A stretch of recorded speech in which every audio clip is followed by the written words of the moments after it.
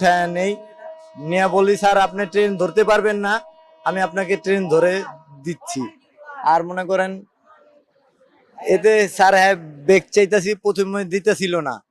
পরে আমি বললাম স্যার ট্রেন তো মিস করবেন স্যার, টিকিটের দাম নাই। পরে আমার দিল ব্যাগটা, ব্যাগ দুইটা দিল, আমি দৌড় দিয়া আসিয়া গার্ড সাহেবরে বইলা ট্রেন থামাই দিছি। ট্রেন থামাই দিয়ে পরে হ্যারে উঠাই দিছি।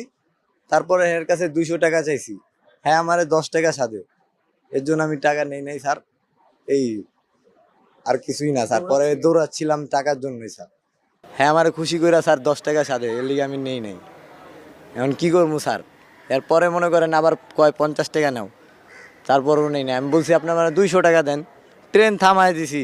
আপনি কইলে জীবনও থামতো এই ট্রেন, তারপরও হ্যাঁ দেয় নাই স্যার।